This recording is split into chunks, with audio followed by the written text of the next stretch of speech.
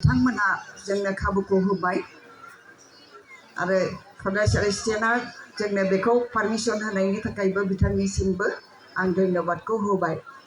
दा बे फरायसालिया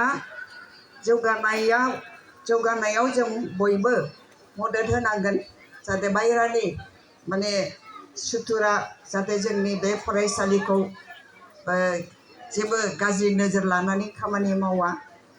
बेनि थाखाय जों गासिबो गार्जियानफ्रा बेखौ मोजाङै जोथोन लानानै बेंनांगोन बेखौ आं खावलायो। मानोना सम सम जोंहा माखासे गाज्रि बार बारो, गाज्रि हावा बारो, बे गाज्रि हावानिफ्राय बे फरायसालिखौ बासायनांगोन। मानोना जोंनि उद्देश्यआ जाहैबाय गथ' गथायखौ जोंहा मोजां खालामनांगौ, मोजां गथ' बानायनांगौ हिसाबै मोनसे मोजां अनुस्थान फरायसालिजों मोननो हादों। बेखायनो बे फरायसालिखौ जोंहा बेंनांगौनि दायित्व दङ। टिचारफ्राबो गोसो होनानै फोरोंगोन।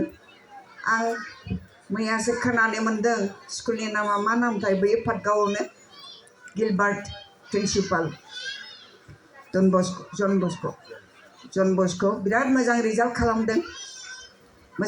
खालामदों, बिराद पार्सेन्टेजआ माने पास जानायनि पार्सेन्टेजआथ' मोजां, फार्स्ट डिभिजनाव थांनायाबो बिराद नाम्बारनि गथ'फ्रा फार्स्ट डिभिजन जादों। गामि सिङाव थानाय बे स्कुलाव जायफ्रानोखि गोरिब गुन्द्राफोर लेखा फोरोंदों बे गार्जियानफ्रा मोनसे खाबु मोनदों गाव गावनि गथ'फोरखौ